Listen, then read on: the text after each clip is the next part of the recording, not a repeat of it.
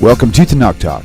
I'm your host, William Hall, broadcasting live from Kingsland, Texas, USA, with another episode of A Rabbi Cross-Examines the New Testament with Rabbi Michael Skobac, from the coldest place of anywhere I know to minute anyway. Good golly, Miss Molly. Welcome back, Rabbi. How are you? I'm okay. Good. Rabbi Singer yesterday was talking about the cold, and he said about them having the snow. And I said, well, he said that it's not usual that they would get snow that would actually accumulate or so. And he said it was really cold. I said, well, was it cold enough to actually stick? He goes, it's stuck like a sticker. Stuck and good. It was stuck and good. That was great. I remember when I was in Israel for a year studying in the yeshiva, it snowed on Purim, which I think was probably, I don't know, February or March. I'm not sure what month it was, but it was unusual. And it didn't just snow, but they had an accumulation. And I remember I was walking across a field to get to, I don't know where I was going, to visit someone or something. And these little Israeli kids ganged up on me and started throwing snowballs at me. So, oh, how funny. Well, they probably had never even played with snow. But I was in a bad mood and I wasn't going to take it from these three brats. So I figured, what am I going to do? I can't basically outgun them by throwing snowballs back. So I just charged at them. I tackled one of the kids and I pushed his face into the snow. And I said, don't mess with Americans. Whoa, really? Oh, my. Yeah, I'm not usually like that, but wow. I didn't like getting ganged up on by three little brats. That's funny. How old were these brats, roughly? They were like probably, I don't know, 9, 8, something like that. Oh, that age can definitely be ornery. Oh, my gosh. They were having a good time. They really were. At your expense, of course. Until he had a faceplant of snow, that's for sure. Oh, man. Well, it's, yeah. There was a new sheriff in town that day. That's great. That's fantastic. Oh, my gosh. Well, I don't know what this has to do with our who will judge us session, but it sure did work out okay for me. Those kids met the judge that day. There we go. There's the tie-in. The judge, the jury, and the executioner. Oh, boy. That's great. Well, all right. Well, there we go. 1 Peter chapter 4. The most exciting thing you're going to hear in the next 2 weeks was this week. So, all right, Rabbi, take it away. Yes, sir. I was just wondering, because I don't know much about what church life is like. I can tell you a little bit about it. But I wonder, does your average Christian ever read 1 Peter? I don't know if these books, get a lot of airtime. Right. I don't know. But yeah, this is, we're closing in now on the end of 1 Peter. Next week is the last chapter, and then we'll get into, obviously, 2 Peter. It's it reminds me of, these movies. You'll have Ghostbusters 1, Ghostbusters 2, Ghostbusters 3. Right. So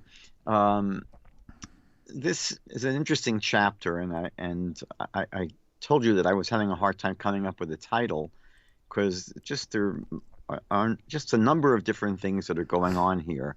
I couldn't get really an overarching sense of what's really happening. But let's just go into it. We'll do one piece at a time. Sounds good. He begins in verse 1 with, a theme that the Christian Bible focuses on over and over and over again. He says, therefore, since the Messiah suffered in his body, arm yourselves also with the same attitude, because he who has suffered in his body is done with sin.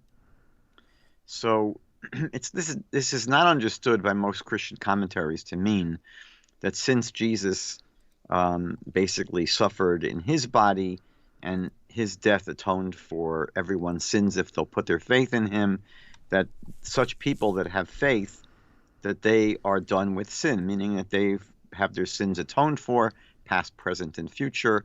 And that's not how this is understood. It's understood. I'll share with you what John MacArthur says and it's interesting.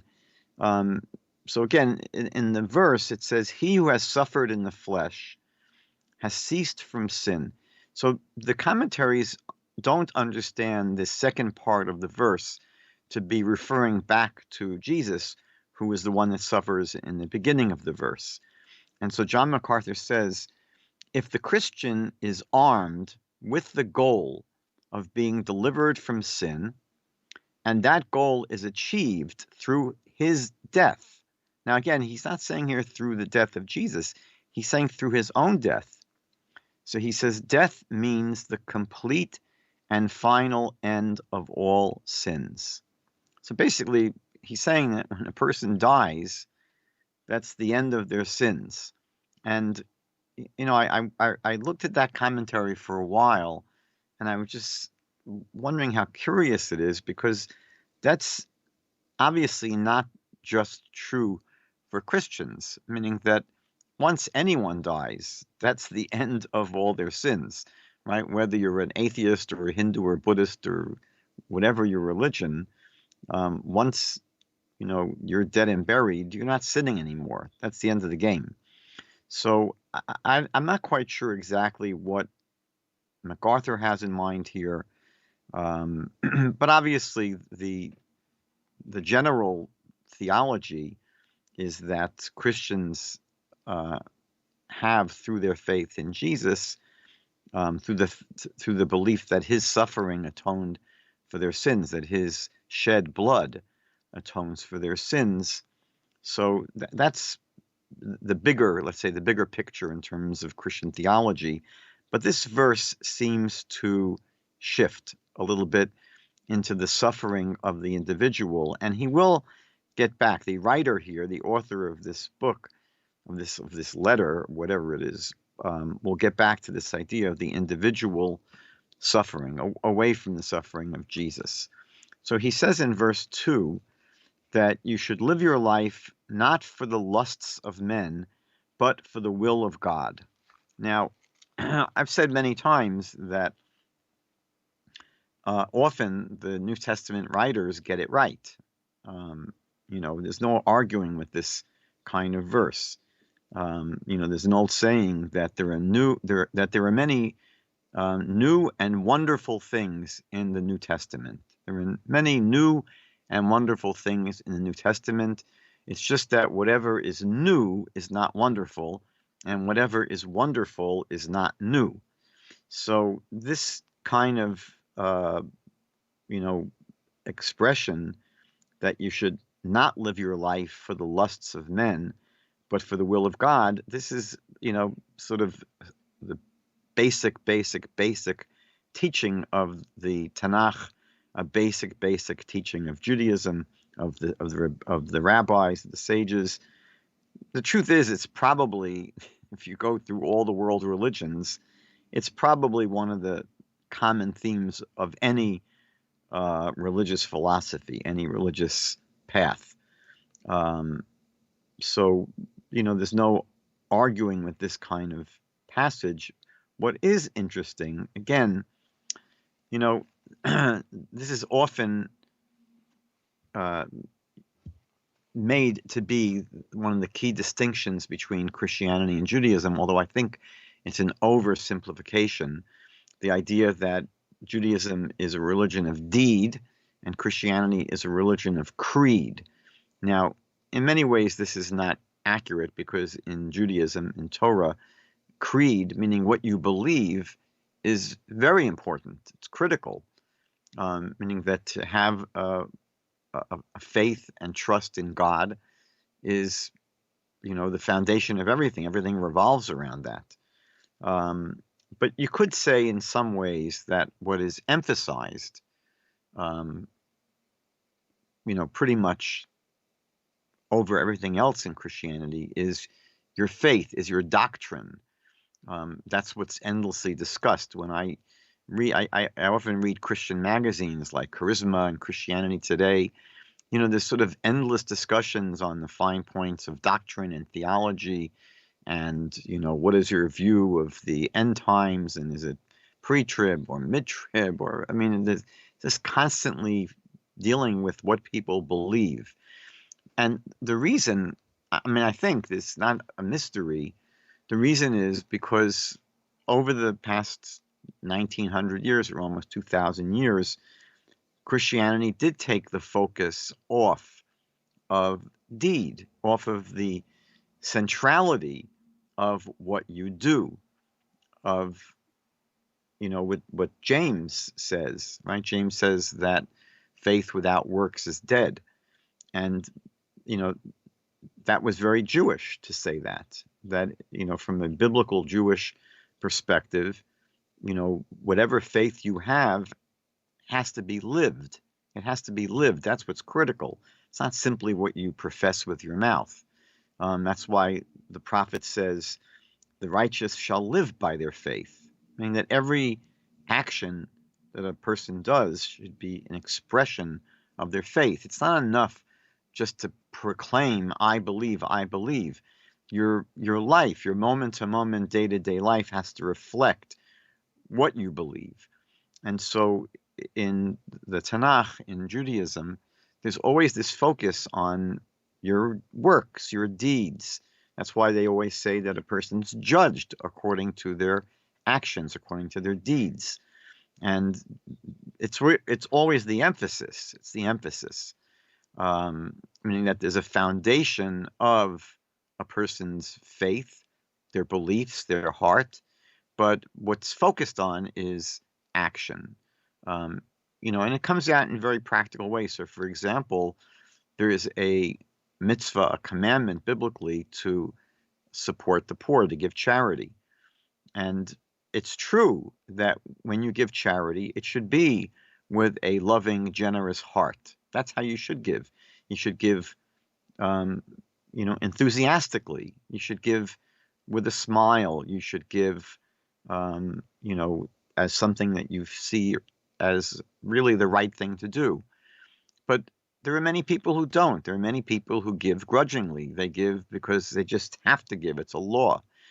And obviously, it's better for a person to give and not yet have the proper mental orientation and sort of, his inner person is not yet lined up with the giving. Person's not doing it yet enthusiastically and with a generous spirit. But that's better than not giving, meaning that the action, it's what is the bottom line, right? When the Torah says to, give a tenth, right? That was said in regards to the priest. You had to give a tenth. I'm sorry, to the Levites. You have to give a tenth to the Levites, but it became a biblical principle. You see it in Deuteronomy chapter 15, to open your hand to the poor, to give generously to the poor. And that's the bottom line. Now, a person should, in addition to giving, they should try to make sure that their giving is done with a full heart and with a generous heart and with a loving and enthusiastic, kind, loving spirit. But that might take time to work on that inner part. The Talmud says ultimately, Rachmana liba bae, that God wants the heart. That's critical. But the first step is your hands and your feet, your actions. And so if people waited until their mind and their heart was generous before they gave, if people did not give until their heart was totally behind it, the poor would starve to death, right? Not everyone is there yet. Not everyone is able to get their heart and their mind lined up with their hands. So the Torah's bottom line is your deeds, your actions. Better at least do it than not do it. And the focus of the Torah, therefore, is always on what you do, and with the expectation that a person will work on their inner life, that they will ultimately basically have their inner character line up with their outer deeds.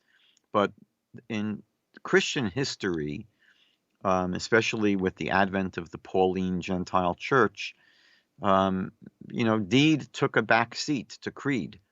It's very clear because, Paul acknowledged that theologically, if people could live good lives, if people could live righteous lives, if people could live lives that are pleasing in the eyes of God, Paul acknowledges that if that's the case, then who needs Jesus? Paul says in Galatians chapter 2, verse 21, that if you could be a righteous person, through following the Torah and living righteously, Paul says then Jesus died in vain. You don't need him. So the message of Christianity was a very, in a sense, destructive message. It was telling people you cannot be good, right? You had, the message of tulip, the tea and tulip. You're totally depraved. So, what happens to people over centuries and centuries when the message that's being preached is you can't be good. You're a miserable sinner and you cannot be good and you cannot be righteous and you have to have Jesus die for you. So when you tell people you can't be good, they're not going to be so good and they're not going to try. They're going to give up trying. It's like, these experiments where they would, a similar kind of situation where they would tell a teacher at the beginning of the year that, your students last year, these are kids that didn't do well. They don't have a lot of aptitude. And when teachers were told not to expect a lot of their students, the teachers did not expect a lot of their students, and the students didn't do well. And they found that when they would tell teachers at the beginning of the year that these are kids that are very bright and they have a lot of potential, these kids did better. So when you expect more of people and you encourage them, they can come through. They're able to come through. And obviously the message of the Tanakh is not that you cannot be good. That's one of the greatest distortions of the Tanakh. The Tanakh basically says you can be good, and God's going to teach you what you should do to be good. That's the whole purpose of the Torah, right? God is instructing us how we should live. If we live according to God's commandments, then we're going to be righteous. And that became one of the major distinctions between Christianity and Judaism. In any event, this verse number 2, right, is, if we accept, and again, I was questioning this in the beginning chapters, whether this is really written by Peter, the actual Peter, the apostle of Jesus. If it really was, this is the kind of thing that the early church apostles would say, because this is thoroughly Jewish, right? This is a focus on how you should live your life. You should live your life to follow the will of God. Obviously, that became less and less and less emphasized with Pauline doctrine. And as time went on, what the church focused on almost exclusively is having the correct doctrine, having the correct beliefs. What you believe is the key. Okay, verses 3 and 4 will take as a unit. Let me just read them. So verses 3 and 4, I'm reading, by the way, in an NIV translation here. The writer says, "For you have spent enough time in the past doing what pagans choose to do, living in debauchery, lust, drunkenness, orgies, carousing, and detestable idolatry." Obviously, he's speaking here to Gentile Christians. And he's saying that you came out of that kind of a background, right? That this is what your lives were like as pagans. It was basically party and being drunk and having orgies, etc. And he goes on to say in verse 4, they think it is strange that you do not plunge with them into the same flood of dissipation, and they heap abuse on you. So basically the writer here is saying to these Gentile Christians who've come out of that kind of real pagan barbarian culture that now, they're religious, so to speak. They're spiritual. They're going to church. They're, studying the Bible and they're praying. So he basically is contrasting their previous wicked and lustful ways to their spiritual walk now. That's what he's basically telling them. And he tells them that, I'm sure that you're going to be mocked, that you're going to be mocked by your former friends and your former and your relatives that aren't with you on this. He's telling them what they're probably going through and what they should expect. It's interesting that the code of Jewish law, in Hebrew we call the Shulchan Aruch. So it begins at the very beginning. It says a person should be as bold as a leopard. It's a teaching from Pirkei Avot, from Chapters of the Fathers. Have a az kenemer. You should be as bold as a leopard. Really, I mean, bold in a very bold kind of way.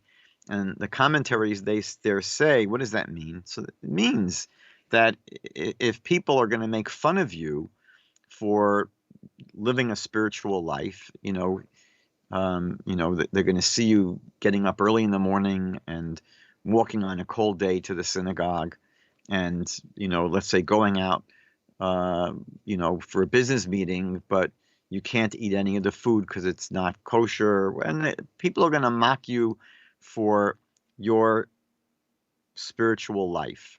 So the Code of Jewish Law begins saying you have to be bold and you have to be able to essentially not cave in to this kind of mockery and this kind of attack. And you're going to face it. People are not going to necessarily applaud you for living like this. Verses 5 and 6 will also take as a unit. So I'll just read 5 and 6. But they will have to give account to him who is ready to judge the living and the dead. So he's now speaking about those people who are going to mock you, right? Those wicked people, the people that are still involved with the orgies and going to parties and idolatry. So he says in verse 5, but they will have to give an account to him who is ready to judge the living and the dead. And in verse 6, for this is the reason the gospel was preached even to those who are now dead, so that they might be judged according to men in regard to the body, but live according to God in regard to the spirit. So this is understood, I think, by virtually all Christian commentaries as referring to Jesus, who will ultimately judge all people in the final judgment. I don't think I've seen any commentaries who understand it otherwise. This is obviously theologically very problematic. To speak about Jesus as the one who will judge people at the end of days, it's sort of, it's equating Jesus with God in a sense. We know that only God is the true judge. And this is, again, the major theological mistake of Christianity, if that's what the author means here. I'm not convinced. But to equate Jesus with God is the great tragic theological mistake that Christianity ended up making. It violates the main teaching of the Hebrew scriptures, which is that we are to give our devotion only to the creator of everything in existence. And Jesus was a created being. He was born to a mother and father. He was not the creator of the world. Now, again, Christian orthodoxy insists that Jesus did create the world. But, I would say that there's no evidence to that and no proof to that. That's basically, as I was talking about a few weeks ago, that's faith. That's blind faith. There's no evidence at all. It's wishful thinking. It's something that's believed, despite the fact that there's zero evidence that Jesus was the creator of the world. And again, it's a problem to give our devotion to anything or anyone other than the creator. But this is what most Christian commentaries assume here, is that when it speaks about this final judgment, it's referring to Jesus. I would say it's not entirely clear. It's not entirely clear that the text here is referring to Jesus. I think that's an interpretation of the text. For example, if we go to Revelation chapter 20, now we're going to be there in maybe a couple of months. We'll finally get to the book of Revelation. So you have in chapter 20 of Revelation, you have a piece that deals with the final judgment. I'll just read it. It's beginning with verse 11 in chapter 20. It says, "Then I saw a great white throne, and him who was seated on it. Earth and sky fled from his presence, and there was no place for them. And I saw the dead, great and small, standing before the throne, and books were opened. Another book was opened, which is the book of life. The dead were judged according to that which they had done, as recorded in the books. The sea gave up the dead that were in it, and death and Hades gave up the dead that were in them, and each person was judged according to what he had done. Then death and Hades were thrown into the lake of fire. The lake of fire is the second death. If anyone's name is not found written in the book of life, he was thrown into the lake of fire." So again, here you have this passage about the great white throne and him who is seated on it. So again, the standard Christian interpretation is that it's Jesus that is seated on this throne and will do the judging in the end of days. But it's not, to me, self-evident. It's not entirely clear. And one could just as easily say that in 1 Peter and in Revelation and in all the other places that speak about the final judgment, it's God that's doing the judgment. And again, it's the Christian that is insisting that Jesus is God. But it's not so clear to me that this is what the writers actually meant. It certainly became the later standard interpretation. I don't know. I want to make this clear. I don't know what the writer of 1 Peter believed. It could be that he was a Trinitarian, but I'm not convinced. I would say that to me the jury is out. He may have been someone who did not yet buy into this idea that Jesus was God.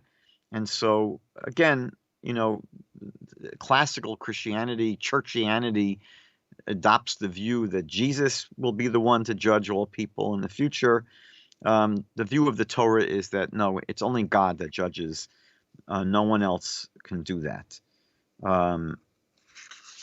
Okay, let's move on to verse 7, if we may. So in verse 7, the writer says, "The end of all things is near." Right? This is the end of the world as we know it. Right? This is, as we know, this was a common view back in the first century. They were sure that the gig is up. He says, "The end of all things is near. Therefore, be clear-minded and self-controlled so that you can pray." So it's not clear, as I mentioned before, it's not clear who wrote 1 Peter or when it was written. It's not clear. The conservative view, the standard evangelical conservative view, is that it was written by the Apostle Peter around the year 64, 65, 66, something like that. We know that the early church, we know that the followers of Jesus, they did believe that Jesus would return soon. You find, I don't believe Jesus said this, but you find inserted into the mouth of Jesus in the Gospels the idea that, he would return soon, within that generation, within the lives of his disciples, to bring about the utopian conclusion of history, right? I mean, the idea of the second coming was necessary because Jesus did not fulfill anything. Nothing really happened with the advent of Jesus. I mean, the Christian claim is that, he brought about the forgiveness of sins. But that's not really what the messianic prophecies in the Hebrew Bible speak about. If you read Isaiah chapter 2 and Isaiah chapter 11 and Jeremiah chapter 23 and Jeremiah chapter 33 and Ezekiel chapter 34 and Ezekiel chapter 37, Hosea chapter 2, chapter 3, you have about a dozen very clear passages in the Hebrew Bible about the messianic age, about the advent of the Messiah, they don't speak about the Messiah dying for sins. They speak about the Messiah as a wise and righteous king from the line of David who will reign. He'll reign as a real king, and during his days, there'll be peace in the world, and every human being is going to believe in God, and Israel's going to be regathered into their homeland, and the temple's going to be renewed and restored. So none of this happened in the time of Jesus. And so the church developed this doctrine of the second coming that I don't think Jesus spoke about himself coming back. I don't think Jesus expected to die without fulfilling what the Messiah was supposed to do. I think that when Jesus was killed, it was not what he wanted. It was not what he expected. I think that what you find is in the Gospels, the writers put into his mouth that, in the words of Arnold Schwarzenegger, I'll be back. And that became the idea of the second coming, that he will come back to restore all things. And you find him saying that this generation will not pass away till everything be fulfilled. And I say to you, there are some of you standing here before me who will not taste death until you see the Son of Man coming in his kingdom. To come in his kingdom means to bring about the utopian messianic kingdom. And throughout the Christian Bible, it says in numerous places, he's coming back soon. Soon. That word comes up in Revelation. We're going to see it comes up a number of times. So this is what the writer says here. The end of all things is at hand. Clearly, they believed in the first century that, Jesus was just around the corner. And, obviously, the second great disappointment, the first great shock, the first great disappointment in Christian history was the execution, the crucifixion of Jesus. Well, that they took care of. They said, he'll be back soon. Don't worry. No problem. He just went away for a little while. But he didn't come back. It didn't materialize. And so after that generation passed away, you had the second great disappointment is, well, where is he? What happened? And there you find the beginnings of really what developed as Christian theology, the need to explain away why he died and to explain and come up with this basically a new concept of the Messiah, what I call a messianic makeover, that, the Messiah was supposed to come and die as an atonement for the sins of those who believe in him. But this is basically what we call in psychology cognitive dissonance, right? Cognitive dissonance is where what you believe runs smack into reality. It's disconfirmed by the facts on the ground.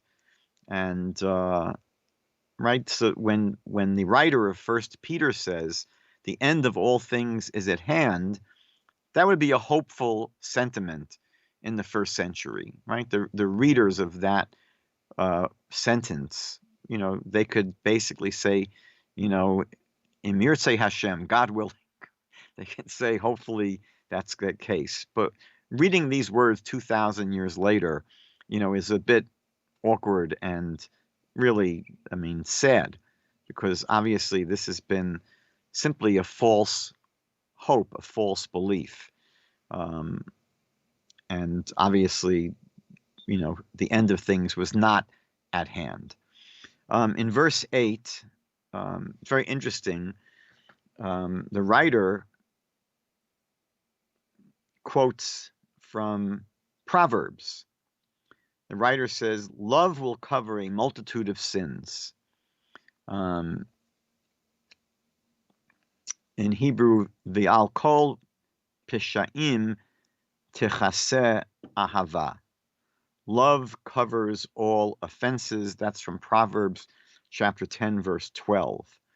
There's an interesting spin on this, really, in the Bereshit Rabbah, in Midrash Rabbah to Genesis chapter 55, not 55 in Genesis, but in the Midrash 55, 55 paragraph 8, where Rabbi Shimon Bar Yochai says, Ha'ahava mekalkelet et hashura. Ha'ahava mekalkelet et hashura. Basically, love destroys or distorts the truth or common sense, meaning that there's a natural normal order. There's either, you can call it common sense or the truth or reality, and that's distorted by love.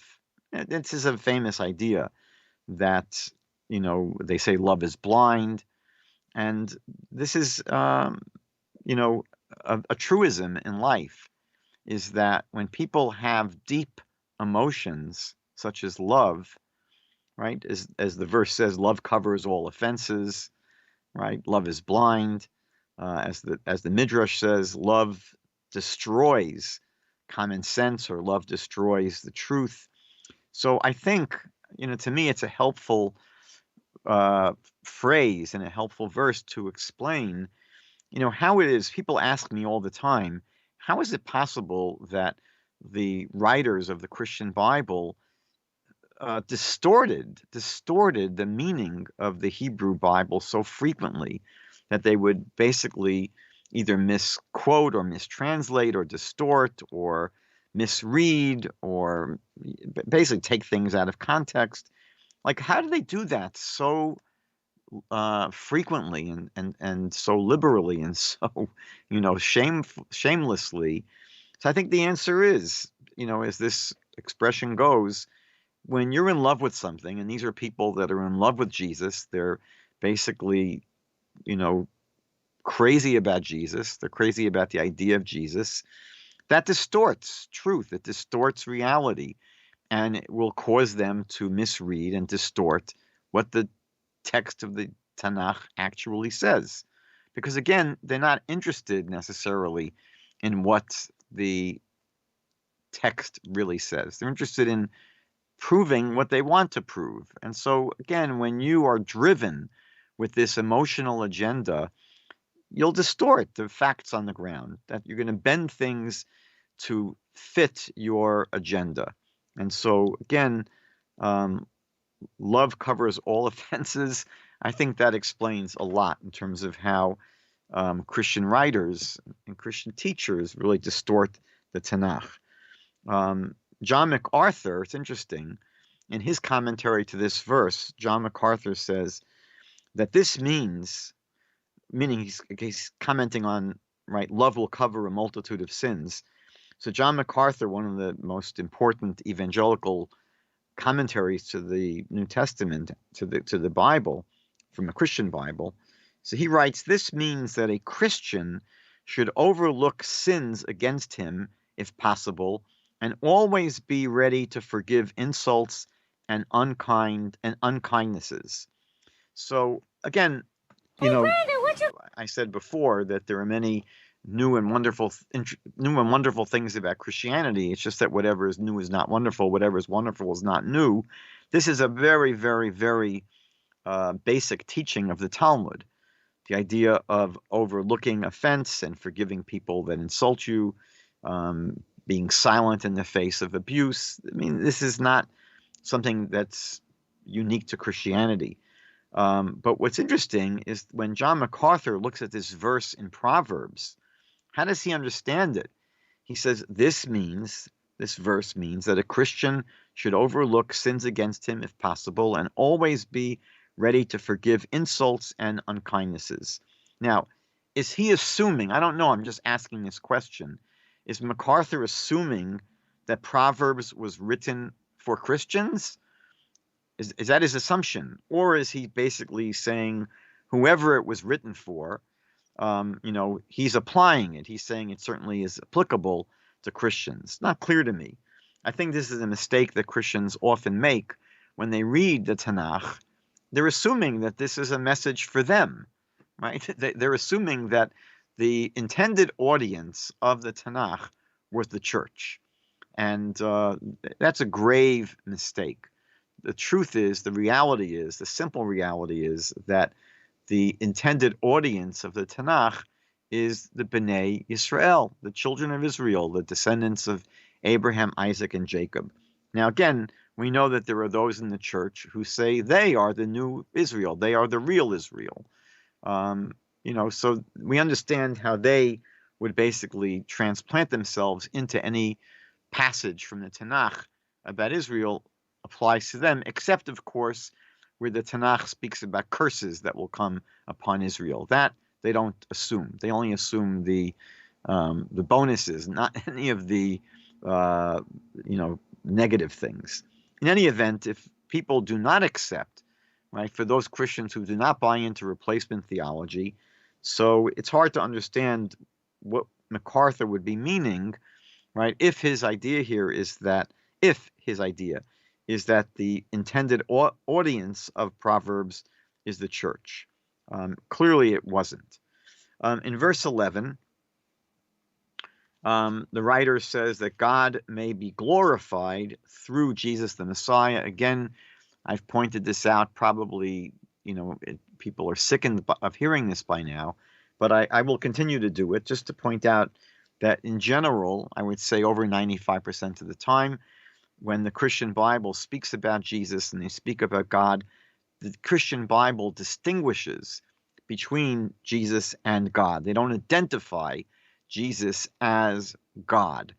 Again, I think that it's possible, I can't say for sure, that this idea of Jesus being God did not really take firm root until after these writings. But the verse here seems to distinguish between Jesus and God. God may be glorified through Jesus the Messiah, is what the verse here says.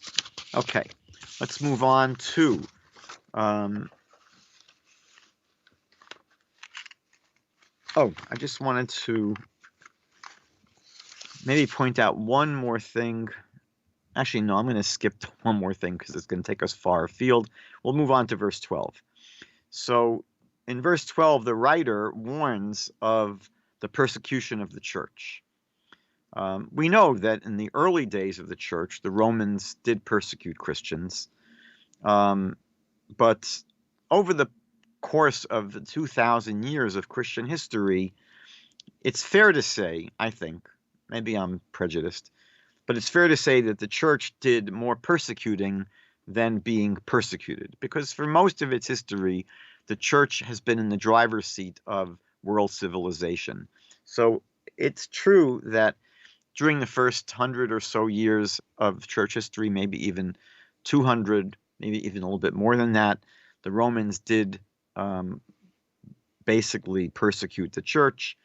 But after Constantine and after the adoption of Christianity as the basic religion of the Roman Empire, that really changed. And the only persecution that the church felt later in history was in parts of the world where Christians were in the minority. So you'll find, again, it's sort of a relatively recent vintage over the past 100 years that you find Christians being persecuted in Islamic countries. It was true that you had wars in about 1,000 years ago between Christians and Muslims, but that wasn't persecution so much. Those were actual wars that were fought back and forth. But it's true that in some Islamic lands, Christians are persecuted by the Islamic majority. But again, I would say as a whole, the church probably has been guilty of more persecution of others than of being the victim, being persecuted.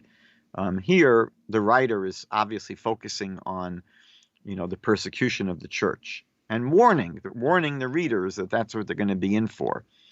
In verse 16, the writer says that by suffering as a Christian, when a Christian suffers, they glorify God. They glorify God. Again, I don't know if I'm making a mountain out of a molehill, but the writer does not say that that Jesus is glorified. Could have said that.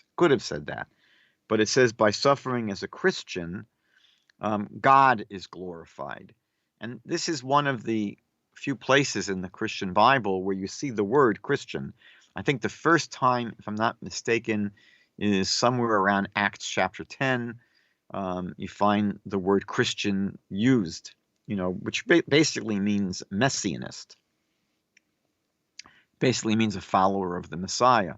But here you see it in 1 Peter, that when you suffer as a Christian, as a follower of the Messiah, God is glorified. It could have said the Messiah would be glorified. Jesus would have been glorified.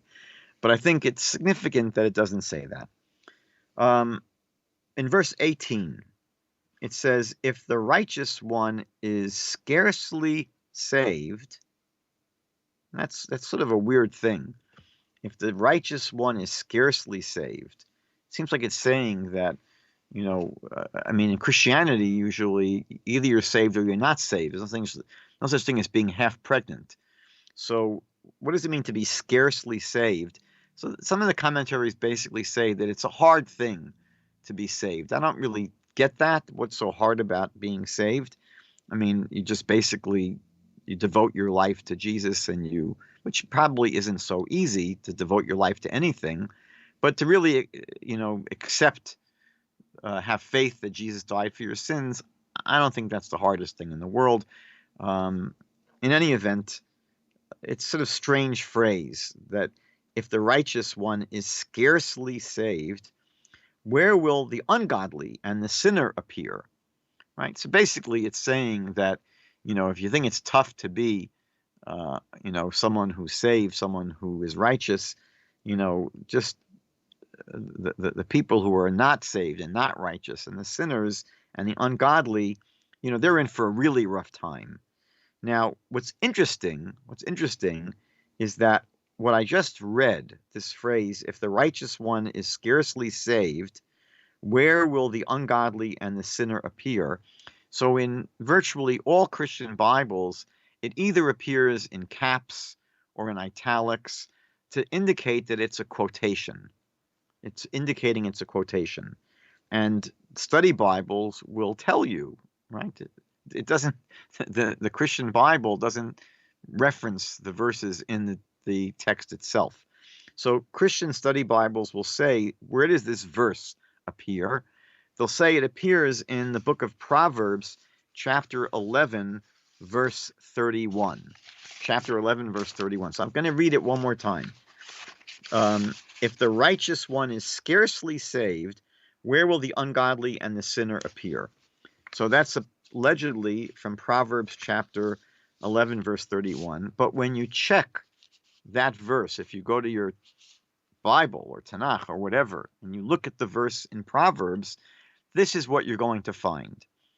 If a righteous person is punished on earth, surely a wicked one and a sinner. Again, if a righteous person is punished on earth, surely a wicked one and a sinner. So what verse that was is that? not What verse was that in Proverbs 11:30? Proverbs 11, verse 31. Okay, cool. Oh yeah, okay, good deal. Right? So again, when you look at 1 Peter, right, and it allegedly is quoting from Proverbs 11:31, if you line up 1 Peter to the actual verse in Proverbs, they don't line up at all. There are a couple of things in common, but the verses are quite different. So what many commentaries will point out is that it's not from Proverbs, it's from the Greek translation, the Septuagint, the Targum Shivim, right, of Proverbs. It's not from the actual text in the Hebrew scriptures. It's from the Greek translation. And by the way, this is often given as the reason for why when the Christian Bible quotes the Hebrew Bible, and if you try looking up the quotes, they don't match, right? They don't match. So one of the standard answers is, oh, it's because the writer of the Christian text is quoting from the Greek translation, from the Septuagint. I find that to be a very unsatisfactory answer, because it's like someone, let's say just a Christian is going to say, this is what Jesus said, and they quote from the NLT, from the New Living Translation. Now, the New Living Translation is not really the translation of the actual Greek and Latin. It's a paraphrase, right? It's basically a very liberal and loose adaptation of what the original text actually says. which is okay. I mean, if you're trying to convey the meaning of something, so that's the NLT's attempt to give you what they consider to be the meaning of the original text. But it's not the original text. And as we know, all translations are commentaries. As the old Italian saying goes, traditore, traditore. If I'm not pronouncing it wrong, forgive me. If I'm not pronouncing it right, forgive me. But it means the translator is a traitor, because it's just that translator's assumption or take on what the actual text really means. The truth is, it's not so easy to translate, and you can have several possible translations of a text. So why would anyone quote the NLT, the New Living Translation, and say that's the original text? It's not. It's an adaptation. It's a very loose translation. So why in the world would someone feel comfortable saying that, yes, this is what King Solomon said, and quote not what he actually said, which you'll find in Sefer Mishlei, in the book of Proverbs, but to quote some Greek translation? And we know that the Greek translation of Proverbs, it didn't have any rabbinic kind of official Jewish rabbinic imprimatur or authority. We know that the rabbis were forced into translating the 5 books of Moses by King Ptolemy. He wanted a translation of the 5 books of Moses. So we know that there were 70 Jewish sages who translated the 5 books of Moses. But even that is not what we have today, because the Talmud gives you approximately 15 places where they made editorial changes in the text. And if you look at whatever version of the Septuagint you have today to the 5 books of Moses, it doesn't have any of those changes that were made by the sages. So whatever version of the Septuagint you have today, it was never preserved by the synagogue, by Jewish sages. It's basically in the province of the church. And it's interesting that Romans chapter 3, verse 2 says that God entrusted his oracles, to the Jews.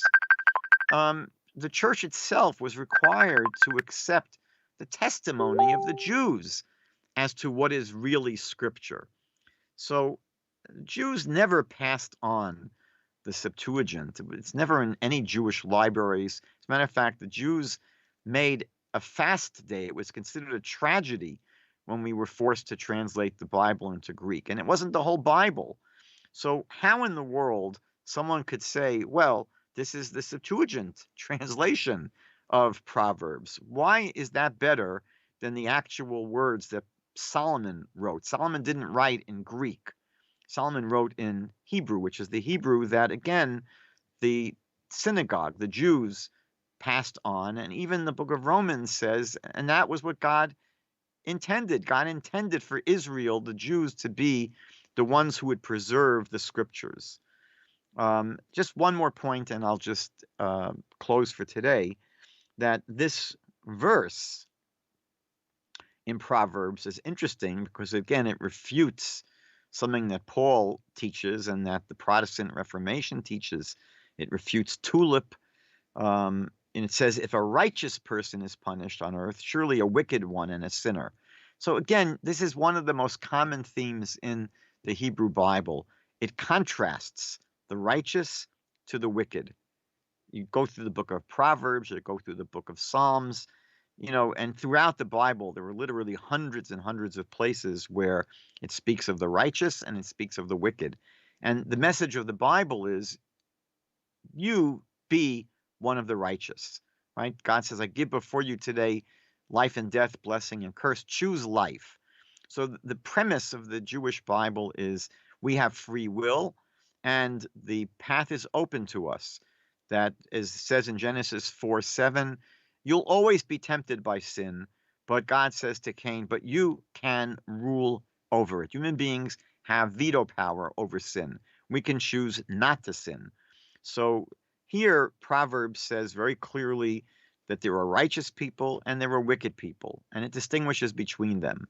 Paul and Christian history basically insisted there's not one righteous. No, not one, right? If you could be righteous, then Jesus died in vain. Tulip says that we are basically totally depraved. Satan rules over us. We don't have the ability to live lives that are pleasing to God, etc. So to me, there's an old saying from Mark Twain that the best antidote to Christianity is reading the Bible. And so here you see that, the Jewish Bible, the Tanakh, the Hebrew scriptures, just tell you plain out, yes, there are righteous people, right? There are also wicked people. You should choose the right team. Okay, that's all I had to say for 1 Peter chapter 4. Next week, hopefully we'll be together and we'll finish the first book of Peter. That sounds like a plan. Enjoyed it as usual. Good stuff. Good stuff. Thank you all for tuning in. Be sure to subscribe, turn on all notifications, and share these videos when you get a chance. So you guys have a great day, and thank you all once again for watching. Good chat going on today. We'll see you guys on the other side. Got another show planned for 12:30. We'll see if that happens. I'm pretty sure it will. It'll be our first one for a little Hebrew. And then, of course, tonight with Rabbi Federow. So everybody, y'all take care and have a wonderful, wonderful week. See you. Bye.